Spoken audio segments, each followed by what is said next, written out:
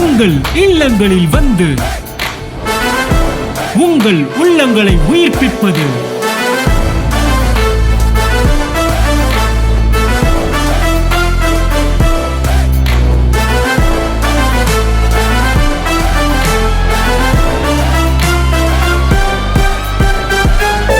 உங்கள் channel DJ. என் பேர் ஜெயராணிங்கிறத. நான் மதுரையில் இருக்கேன். என்னோட சாட்சி சின்ன சாட்சினா சந்தோஷமானதும் இருக்குது, கவலையானதும் இருக்குது.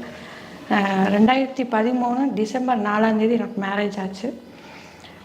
மேரேஜ் ஆகி ஒரு 3 மந்த்தில் நான் கன்சீவ் ஆனேன். ஹாப்பினஸ்ஸு, சந்தோஷம். வீட்டில் வந்துட்டு கொஞ்சம் சின்ன பிரச்சனைகள் நடந்தது. அந்த கவலையில் நான் என்ன பண்ணிட்டேன், ஒரு சின்ன தவறு பண்ணிட்டேன். நேத்தி கொடைக்கானல்னால நான் ட்ராவல் பண்ணிட்டேன். அதனால் நான் குழந்தைன்றதை மைண்டில் வச்சுக்காமல் எனக்கு பிரச்சனை தான் முக்கியம் நினச்சிட்டு, நான் நிம்மதியாக இருக்கணும்னு நினச்சிட்டு நான் ட்ராவல் பண்ணிட்டேன். அதுதான் நான் செய்த மைனஸ் பாயிண்ட். பைக்கில் ட்ராவல் பண்ணோன்னே இப்போ அங்கே போய் எனக்கு பெயின் ஆயிடுச்சு. இந்த மாதிரி வயிற்றில் பெயின் ஆயிடுச்சு. உடனே டாக்டர்கிட்ட போய் நான் செக் பண்ணப்போ இந்த மாதிரி அபார்ட் ஆயிடுச்சு. நான் எப்போ அந்த ஆஸ்பத்திரியில் அந்த நர்ஸு தம்பி இதுதான் உங்கள் குழந்தை அப்படின்னு சொல்லி எடுத்து காட்டி ஒரு 5 மாத குழந்தைய கையில் காமிச்சாங்க. ஒரு வளவளப்பாக ஒரு சின்ன பொம்மையாட்டம். அது எனக்கு என்ன, அதாவது தலையிலே அடிச்சுக்கிற மாதிரி அங்கே பப்ளிக்கில் அழுகிறதுக்கும் சங்கடமாக இருந்துச்சு. அந்த குழந்தைய நான் கண்ணார பார்த்தேன். நான் என் கையாலே போய் அந்த 5 மாத குழந்தைய புதைச்சிட்டு வந்தேன். குழிக்குள்ளே போனதுக்கப்புறம் என் மனசு பட்ட பாடு அது சொல்ல முடியாது. நான் அந்த சோகத்தை என்னால் வெளியில் இப்போ அதை பற்றி அது பேசுகிறதுக்குரிய சூழ்நிலை இல்லை இப்போ. ஏன்னா ஒவ்வொரு ஃபங்க்ஷன் போகும்போது குழந்தைகள் விளையாடுறாங்க. அதுக்கப்புறம் நிறைய பர்த்டே வந்தது, கல்யாண ஃபங்க்ஷன் வந்தது. இந்த மாதிரி நாங்கள் 2 பேரும் சேர்ந்து வரணும் அப்படின்னு சொல்லி இன்விடேஷன்லாம் கொடுத்துட்டு போயிட்டாங்க. அப்புறம் அதை தவிர்க்க முடியாத சூழ்நிலையில் நாங்கள் சரின்ட்டு போயிட்டோம். போனப்போ அங்கே நம்ம ஒவ்வொருத்தராக அந்த கேள்வி கேட்கும்போது அது எவ்வளோ வருத்தம்னு சொல்ல முடியல. அப்போ தான் தெரிஞ்சது நம்ம என்ன தவறு பண்ணியிருக்கோம் அப்படின்றது. ரொம்ப வருத்தமாயிடுச்சு. அதுக்கப்புறம் ஒரு 2 மாதம் கழிச்சு திரும்பி கன்சீவ் ஆனேன். அந்த ஹாப்பினஸ்ஸை நான் எப்படி சொல்கிறது, இல்லாதது ஒன்று நமக்கு கிடைக்கும்போது அது பயங்கர சந்தோஷம். அவர்கிட்டையும் சொல்லுனேன், அந்த கார்டை வச்சு அதை பார்த்து அவர்கிட்ட சொல்லும்போது ரொம்ப ஹாப்பினஸ் ஆச்சு. உடனே டாக்டர்கிட்ட போய் செக் பண்ணதுக்கு பிறகு நீங்கள் ரொம்ப கேர்ஃபுல்லாக இருக்கணும். ஏன்னா குழந்தை போனதுனால உங்களோட கர்ப்பப்பை கொஞ்சம் வீக்காக இருக்குது. அதனால் நீங்கள் நகரவே கூடாது, உட்கார்ந்தே தான் இருக்கணும், ரெஸ்ட்டில் தான் இருக்கணும்னு சொன்னாங்க.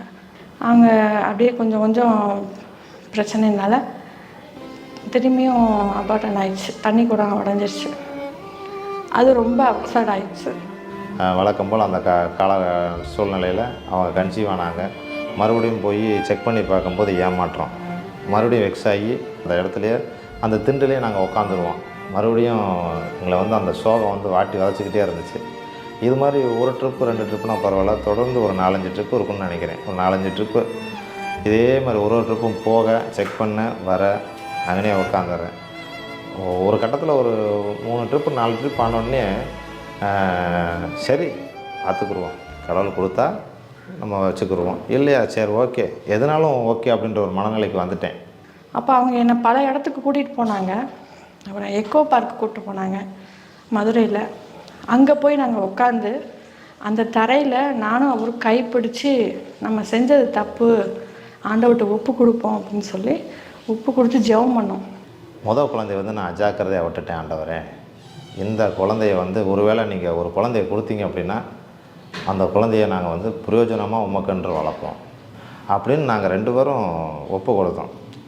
அது ஒரு எக்கோ பார்க்குன்ற ஒரு பார்க்கில் போய் உட்காந்துட்டு அப்போ தான் அந்த மாதிரி பிள்ளைகள்லாம் விளையாடும்போது பார்த்தா நமக்கு நம்ம குழந்தை இப்படித்தானே இப்போ இருந்திருந்தால் அது கரெக்டாக பார்த்திங்கன்னா ஒரு 4 வயசு பிள்ளை 5 வயசு பிள்ளைங்க சுற்றிக்கிட்டு இருக்கோம்.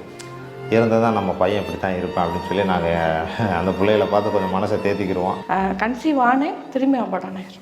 இந்த உடல்நிலை ரொம்ப மோசமாயிடுச்சு. இதுக்குமே எனக்கு கன்சீவே ஆக மாட்டேன் போல், எனக்கு குழந்தையே பிறக்காது அப்படின்னு ஒரு மனநிலைக்கு நான் வந்துட்டேன். ரொம்ப சோர்ந்து போயிட்டேன். எனக்கு குழந்தையே நீ வேணாங்க, நம்ம தத்தெடுத்துக்குவோமா அப்படின்ற மனநிலையே போயிடுச்சு. அந்த அளவுக்கு மனநிலை போயிடுச்சு. ஆனால் அவங்க சொன்னாங்க, நீ கர்த்தரை நம்பு, அவர் உனக்கு நிச்சயமாக நமக்கு குழந்தை கொடுப்பாரு.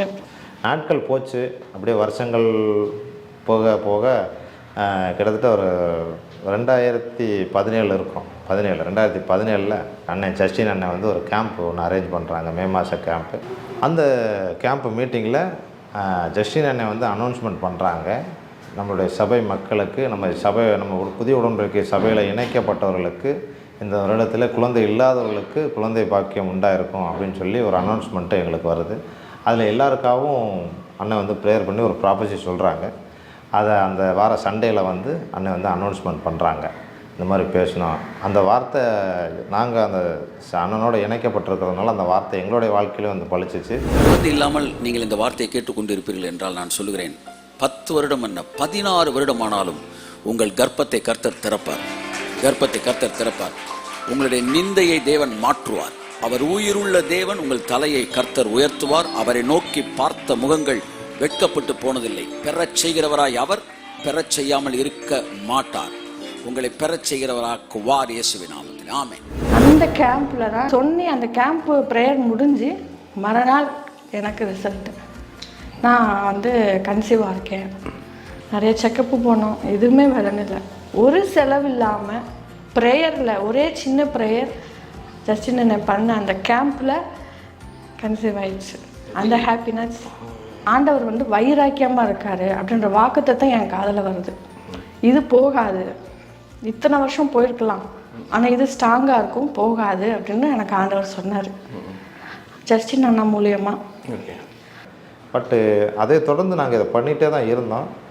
அந்த டைமில் அண்ணனுடைய ப்ராப்பர்ட்டியும் வரும்போது சரியாக 2018 ஜனவரியில் இவங்க வந்து கன்சீவ் ஆகிறாங்க.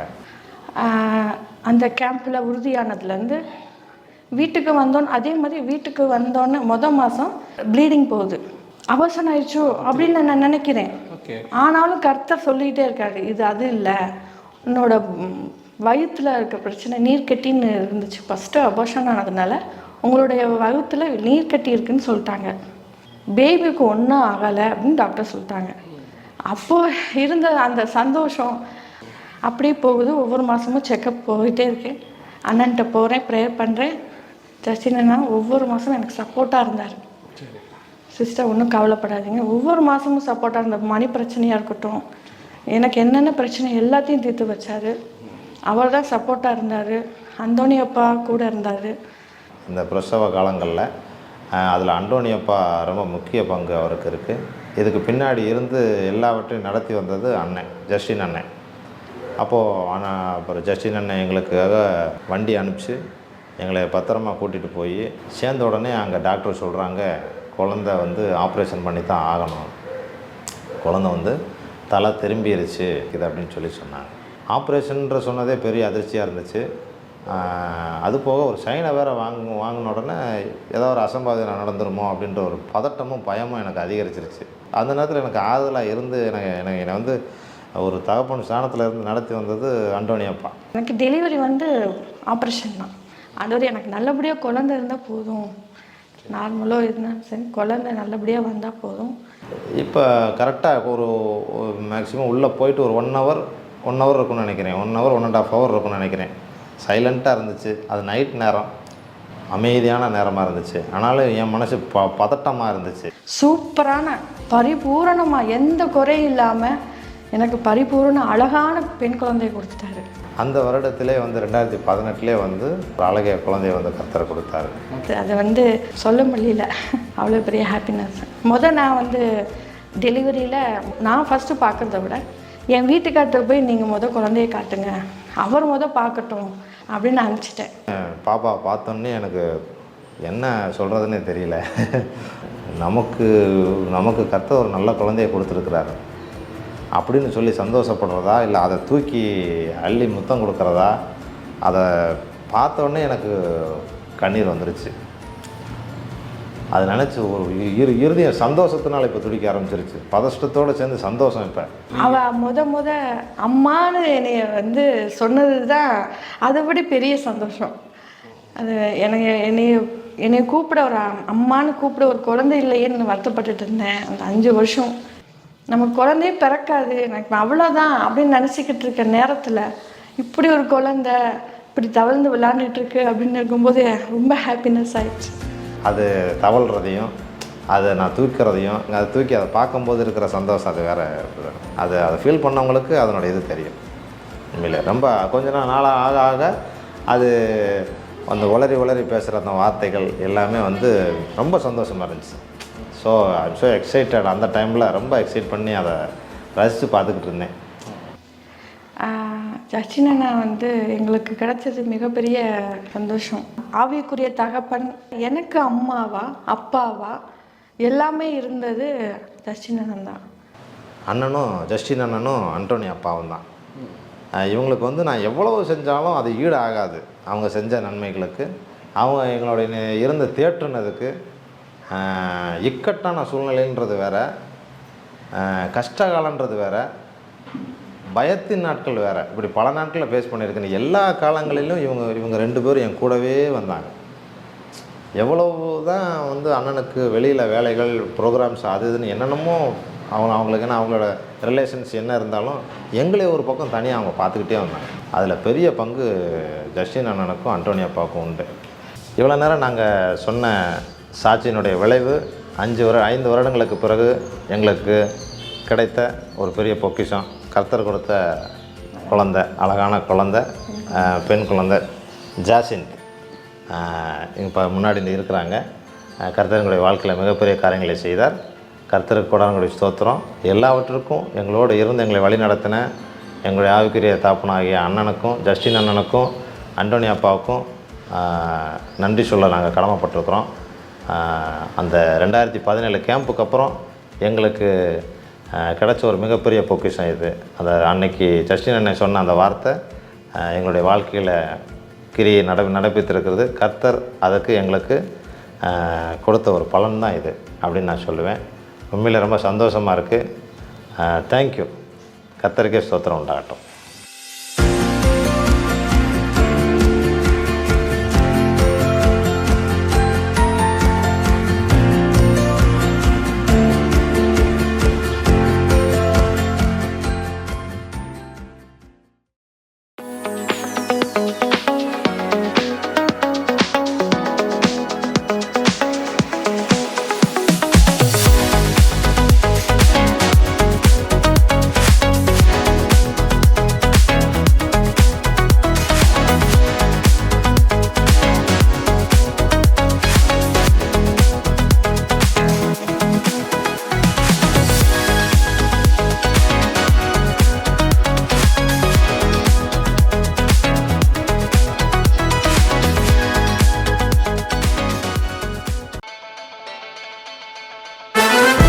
உங்கள் இல்லங்களில் வந்து உங்கள் உள்ளங்களை உயிர்ப்பிப்பது